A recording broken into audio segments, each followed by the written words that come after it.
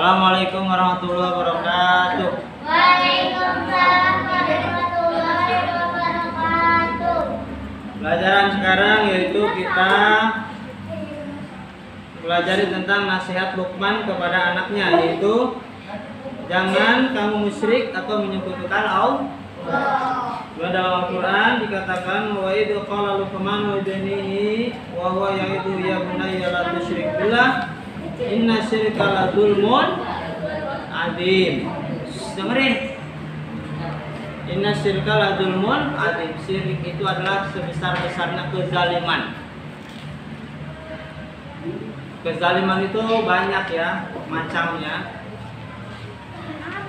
Kalau kepada manusia mungkin kezalim itu yang termasuk zalim itu menganiaya, membuat dia sedih, membuat dia mengeliminasi orang, menghina, mengejek.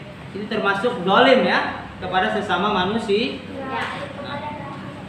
Kata Luqman, tetapi kezaliman yang luar biasa yang paling besar adalah musyrik kepada Allah, mengingkari Allah atau menyekutukan Allah, menyamakan Allah dengan yang lain ya.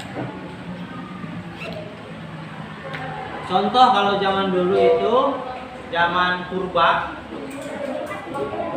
zaman Nabi Muhammad SAW, mereka menyekutukan Allah dengan apa? Menyembah patung berhala ya. Mereka bukan tidak tahu, tetapi mereka ngeyel. Mereka bukan bodoh, tetapi karena mereka kengeyelan mereka luar biasa ya, mereka membuat patung terus disembah. Ada yang membuat patungnya dari roti, habis disembah dimakan. Lucu nggak? Jangan berisik. Jadi ngeyel ya, udah terlanjur ingkar gitu ya. Jadi karena mereka itu hanya mengejar senang-senang duniawi. Hanya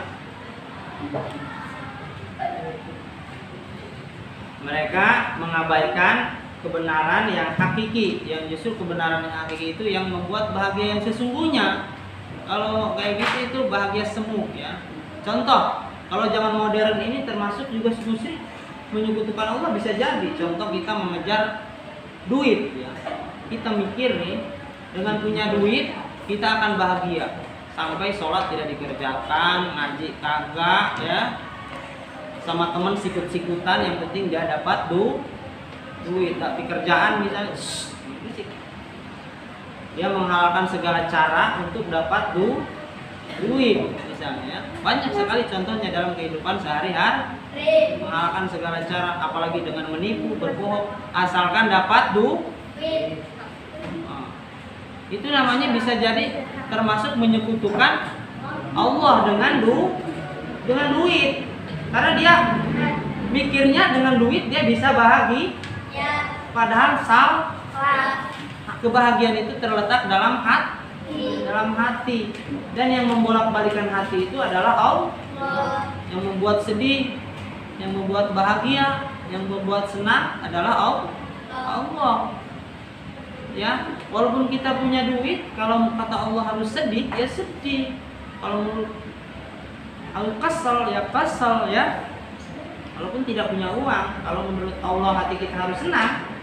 Senang. Dan itu ya, walaupun jangan berisik, jangan ngobrol. Walaupun kita punya duit nih, tapi hati kita kesel, gak enak, sedih, marah, berkecamuk ya. Enak gak itu punya duit kalau perasaan kayak gitu? Gak enak. Perasaan sedih, kesel, berkecamuk, ujung-ujungnya biasanya bunuh diri ya kayak gitu ya. Berapa banyak orang yang kaya raya ujungnya matinya bunuh diri, karena menurut dia kalau banyak masalah dan pikiran ini dalam pikiran begitulah. Kalau jauh dari Allah buat pusing aja kepalanya, udah hancur lebur itu yang dimilikinya ya. Mudah sekali bagi Allah ya. Jadi terus misalnya yang mengejar itu bisa jadi itu termasuk menyekutukan Allah, mengejar duit sampai menghalalkan segala cara, tidak sholat, tidak ngaji, tidak mengedepankan etika kemanusiaan, etika, aturan agama dan sebagainya. Itu termasuk menyekutukan di masa modern ini, termasuk juga. Karena orang modern sekarang ini ya gitu ya. Ada yang dengan cara mengejar jabatan, sama aja. Mengejar jabatan dengan misalnya tidak mengedepankan aturan Allah, dengan cara diocrot, dengan maksudnya pakai duit apa, dan itu kan tidak boleh ya. Itu namanya ketika kita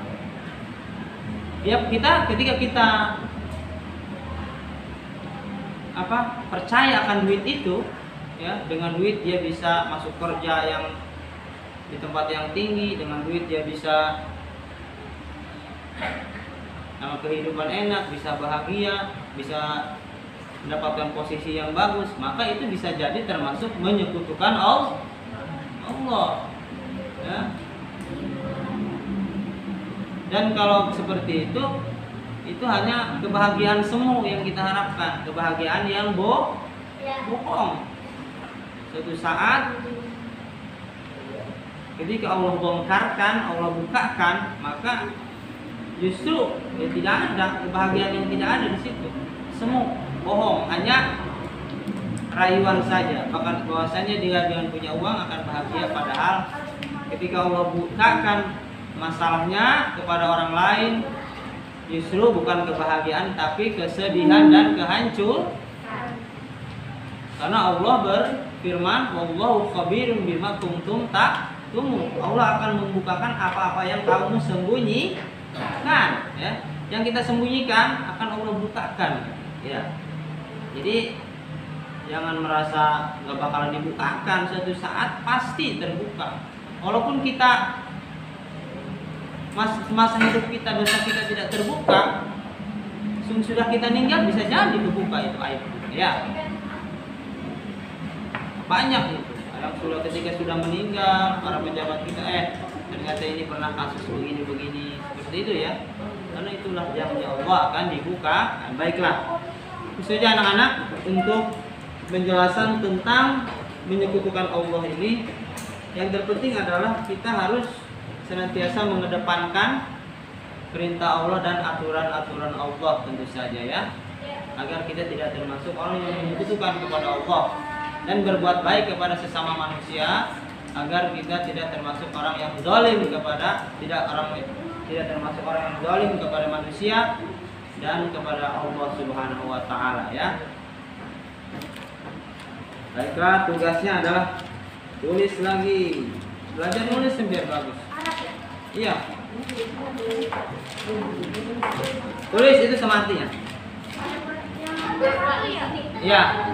Wa idza qala Luqman li ibnihi wa huwa ya'idhu ya bunayya la tasma, artinya. Ini aja. Assalamualaikum warahmatullahi wabarakatuh.